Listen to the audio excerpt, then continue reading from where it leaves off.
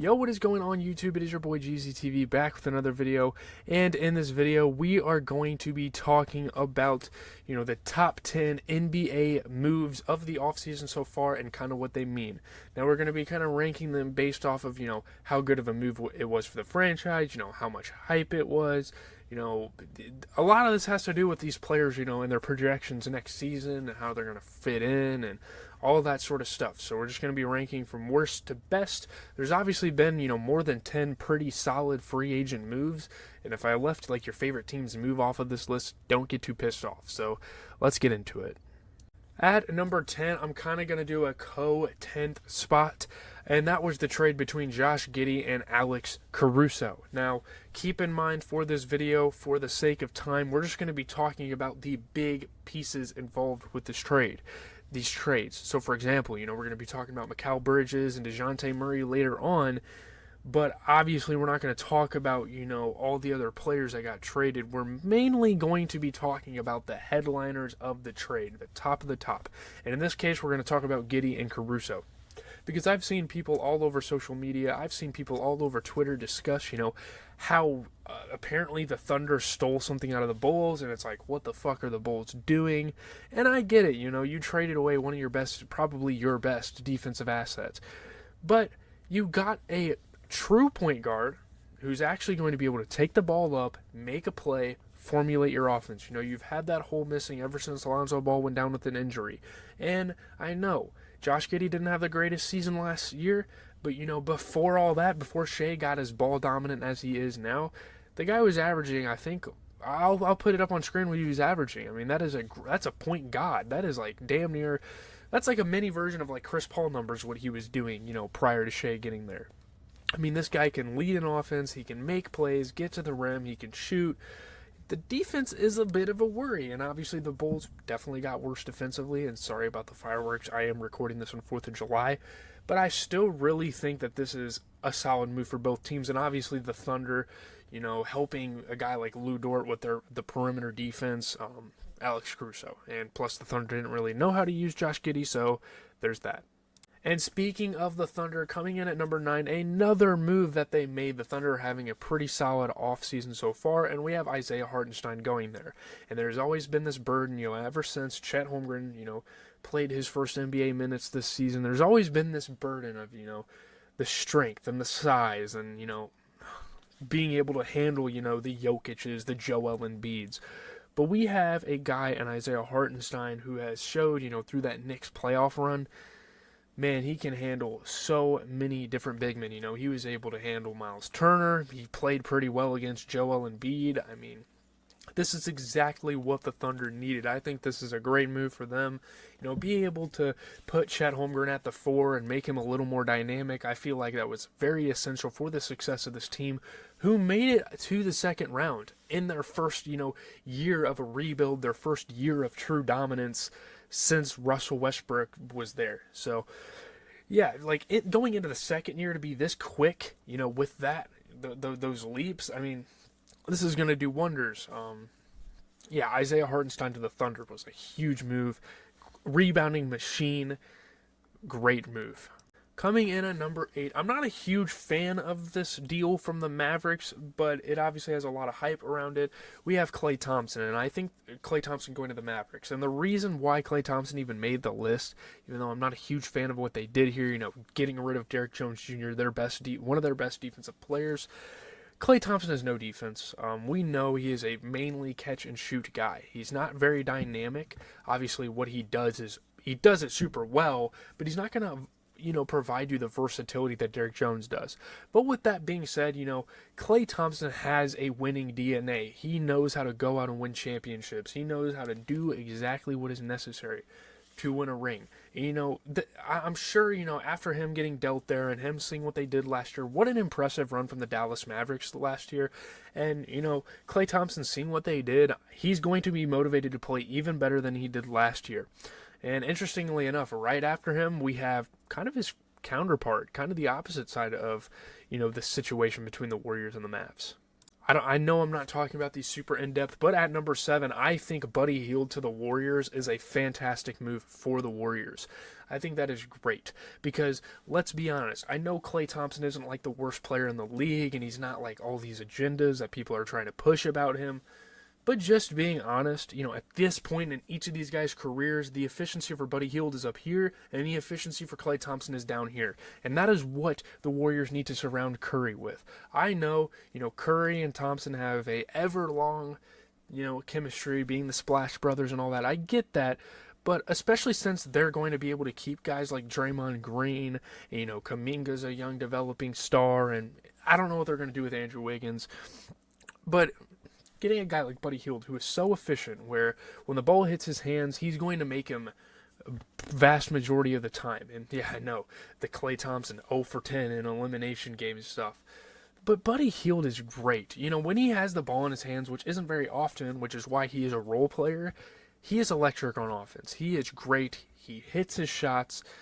It's awesome. So, and I would say Buddy Hield's probably a better defender than Klay, but I don't know for sure statistically. Maybe I can put that on the screen. But yeah, I think Buddy Hield to the Warriors is easily the best thing the Warriors have done this offseason. I mean, plus getting rid of Klay Thompson, because obviously they want that dynasty to try to continue, but let bygones be bygones.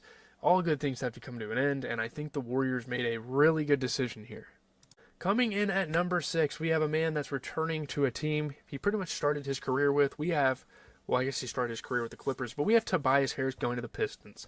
And I know, a kind of disappointing season last year for Tobias Harris, but when you put him on a team that's going to give him way more offensive touches and give him way more opportunities than he ever would have had on the Sixers, even without James Harden, you still have Maxey and Embiid to kind of fight over your opportunities and to really show your worth to that team.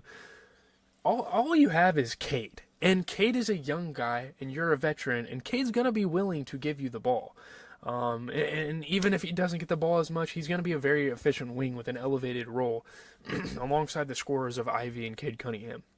Now, do I think the Pistons are going to have a good season? Probably not. I think it's going to take them years to really mesh in as they earn new players. I think they just got Tim Hardaway Jr. as well. They got a couple of solid pieces.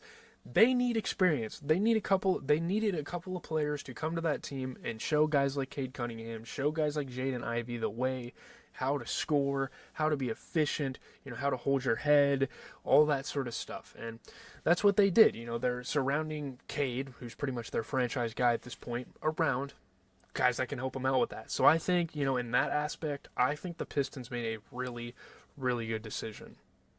Next, at number 5, we are going to be talking about Jonas Valancius going to the Wizards.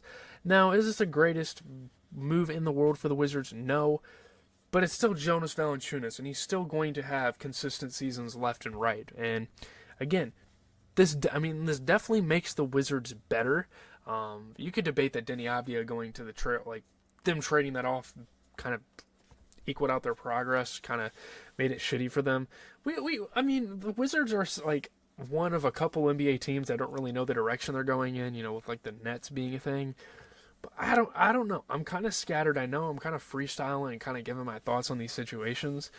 But I think Jonas Valancius is going to be awesome for them because he plays his role. He grabs rebounds if you give him the ball, and if he has to, he can score the ball down inside.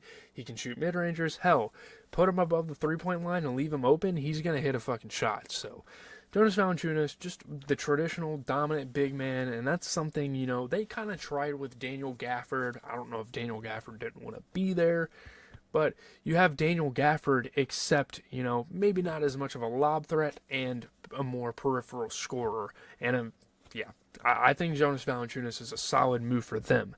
It's definitely not a bad move. I think the Wizards did a decent job picking him up. At number 4, I think one of the more underrated moves of them all is Chris Paul going to the Spurs. And I get it. Chris Paul has definitely had a decline in his career. He's definitely disproved, if that's even a word. Regressed, maybe. I don't know how to really put it. He's definitely had, his fall from grace. He's definitely had, age being a factor. But when you have a young star, and probably the best young star in the league, and Victor Wembanyama, Anthony Edwards, they're up there together, especially after the rookie season that Wembanyama had, and, pairing him with a veteran point guard who is one of the most traditional point guards of all time and is one of the point guard players that you need around Wemby. Because everything, the narratives around the media were Wemby wasn't getting the ball, his teammate didn't know how to pass. Guys like Devin Vassell, guys like Julian Champagnie, guys like Keldon Johnson, Sohan. Sohan's kind of a playmaker, but the rest of them really aren't playmakers. And for them to go out and get Chris Paul, who complements that lob, that drive and kick type of play style for Wemby, it's going to be amazing. The lobs we're going to see next season are going to be incredible. Chris Paul gets doubled on help, kicks it out to Wemby, shoots a three. And it's obviously great. The Spurs already kind of have a head start in this rebuild because Wemby can damn near do everything. And adding Chris Paul helps that to where, Chris Paul might not be in the NBA for that many more years, but when he's there, he's going to teach Wemby a lot of things, teach him how to run pick and rolls, help him out and actually have experience and actually have the IQ, unlike Wemby's other teammates. I think that is a fantastic move for the Spurs. Getting into number 3, we have the Villanova boys pairing up. We have Macau Bridges going to the Knicks. And this is just all about chemistry. Will the Knicks be the best team in the NBA because they linked up a bunch of college roommates and teammates? No. But it's just chemistry. It's just camaraderie. This is the definition of a team. Getting these guys together that already know each other so well, that already, know their play style so well. It's going to be awesome. It's going to be so fun to watch them next season. The Knicks are going to be one of the most exciting teams, in the league next year, and I cannot wait for it. They're going to do great things, given, what they had last season and getting the second seed. I can only imagine, adding the defense in Macau Bridges, pairing them up with OG Anunoby, what that is going to do. Tom Thibodeau, such a utilitarian. He can really, utilize everything that's around him and make things work. And it's going to be so awesome, And debatably, a move that should have made it on this list is OG Anunoby getting re-signed, but I decided not to put re-signings on the list. So no, we're not going to talk about LeBron James. But yeah, Macau Bridges, it's going to be awesome. Great wing player. Obviously, you already have defensive players like Josh Hart and again OG Anunoby, but adding Macau Bridges is just going to make this team absolute clamps. Getting rid of Isaiah Hardenstein wasn't the greatest thing in the world, but yeah, let's move on. Getting into number 2, I think another offseason move that people are kind of sleeping on is Deonte Murray. Because, it's not as, it doesn't hold as much gravity. It doesn't, it's not as hyped up or as impactful as, what we're going to talk about here in number 1. I think you guys all know who that's going to be. Deonte Murray is a great player. When given the opportunities, when not paired with a bunch of ball-hogging players, he's gonna be great. And Zion Williamson can be a ball hog at times, and when you get him on a pick and roll and you have a guy that's ball dominant and he kind of gets used to that and you get him in a system, I think it's going to be great. Dejounte Murray and Zion Williamson, that's going to be a dope pairing. I'm not sure what they're going to do for big men. I'm not really familiar with that process for them yet, but Dejounte Murray is great. And again, when given the opportunities, when given a hold of an offense, and being the leader, we saw what he was able to do for the Spurs. He was borderline, debatably, all-star level at a very young age, which was kind of taken away from him when he went to the Hawks, with the ball-dominant Trae Young, and them fighting over who's going to be the point guard. That's not going to be the case here, because, Brandon Ingram, I don't know what they're going to do with him yet, wants the ball in his hands, and CJ McCollum is going to want to score, but they're going to have, no doubt Dejounte Murray is bringing the ball up the floor. No doubt he's going to formulate this offense and make moves and lead the way. So I think that's going to be great. I think that's going to be an awesome opportunity for Dejounte Murray. And man, the Pelicans are going to be awesome next year.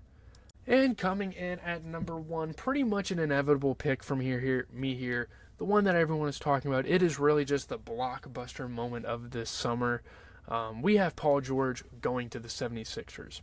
Do I think it's going to work to the level that most people are probably hyping up right now? Maybe not, because Paul George has had a history of, going to major teams like this and, branching out from the Pacers, who he could have really ran that franchise for years and years. But, going to Oklahoma City with Russell Westbrook and going to LA with Kawhi, those didn't tend to work out, obviously. So now there's kind of a bad stigma. There's kind of a bad energy around him joining a team with star power already established. But man, I think this time it could really work because we're talking about a center, a guard, and a forward. I think it's really perfect. I think we're going to be able to, and yeah, obviously Tyrese Maxey and Joel Embiid are super ball dominant, and Paul George to an extent is.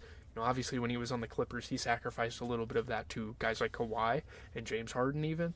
But we saw how Maxey and Embiid worked last year when they were healthy and how they've been working ever since Harden left the team, and it's been awesome to watch. So I don't think adding Paul George is necessarily going to tarnish the offense. It's just going to be max offense. Like that's what I'm looking at this as. I think, they're just going to maximize touches for everybody. They still have guys like Kelly Oubre on the team. They just signed a great backup big for Andre Drummond for when Embiid goes down. They're going to have to experiment, obviously. There's going to be some learning curves. There's going to be some growing pains with, getting used to this lineup. But I think far and beyond, this is the best offseason move. I like that the Sixers did this. Would he have worked with the Warriors better? I don't know. I really don't even know which team he would work better on. But I mean, he was supposed to go to the Magic too. I thought that would have been fucking awesome if he went to the Magic. But that's really going to do it for the video. I know this is super, off the top and kind of sloppy if you ask me.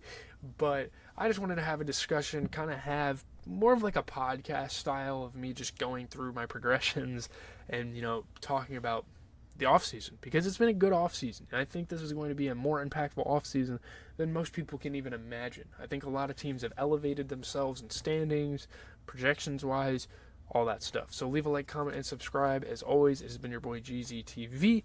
I stream every night, too, on Twitch. If you want to check me out, GZTV Live on Twitch, all lowercase. I'm going to try to get these NBA-themed videos out as frequently as I possibly can.